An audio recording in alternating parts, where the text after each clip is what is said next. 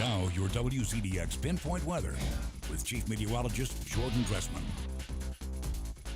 Not much in the way of any severe weather in the forecast, but we are talking about the opportunity for some showers and maybe even a couple of stronger thunderstorms. It was a beautiful afternoon across North Alabama, southern Middle Tennessee. Temperatures climbed into the mid and upper 60s. A couple of folks across Northeast Alabama, Scottsboro and Fort Payne actually did make it into the lower 70s. 68 was the high this afternoon in Arab, 69 in Coleman, 69 in Russellville. Florence saw 68. Fayetteville, good evening. Up in southern Middle Tennessee, you saw a high this afternoon of 66 degrees.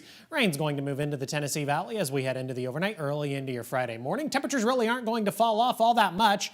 I've got a low right around 46 degrees. Now, some of the traditionally cool spots could see 43 or 44, but we won't be much cooler than that. We don't warm up as much through your Friday afternoon either, but that's because I've got an ample amount of rain in the forecast. Temperatures climbing into the mid and upper 50s. Rain is basically going to be the main theme of the last day of the work week. You are going to want to keep an umbrella handy all morning, all afternoon, all evening, and as I'll show you in a little bit, you're going to want to keep the umbrella handy all weekend and even early into next week. Pinpoint Viper not picking up on much in the way of any activity right now, but if we go back off to our west across Mississippi, I-55 corridor, up into Olive Branch and Memphis, up into Tennessee, we are beginning to see a little more in the way of widespread precipitation, and this is all associated with a much bigger batch of rain that extends into portions of Louisiana. The majority of it's hanging out in Arkansas. Some of this rain is back into Oklahoma and Texas. At the same time, we're watching this boundary along the Gulf Coast. That boundary is eventually going to lift north as a warm front.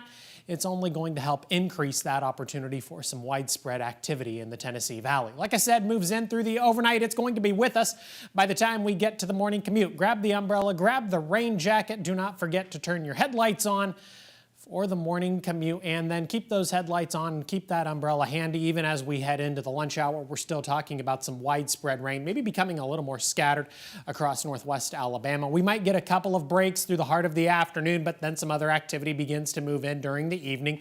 A little more scattered at times as we head into the overnight, early into your Saturday morning, but even as we get into the first half of the weekend, rain is going to continue to be that presiding theme, even through Saturday night, and then, yes, into the back half of the weekend. By the time we get to Friday evening, many of us looking at 1.5 to locally, I think we could be talking about 2.5 inches of rain. But again, not the only opportunity for rain in the forecast. Saturday, Sunday, Monday, and Tuesday, rain chances don't begin to back off until we get to Wednesday and Thursday of next week. When it's all said and done, many of us are looking at 2 to 4 inches of rain, but given how dry we've been this week, don't really foresee widespread flooding as a concern. 72 on Sunday, 58 on Monday, 60 by the time we get to next Tuesday. No real opportunities for sunshine in the forecast until we get to Wednesday and Thursday of next week, Connor. I mean, at least it's not cold rain. Exactly. It's not a cold rain, and it's not going to snow. So there are a couple of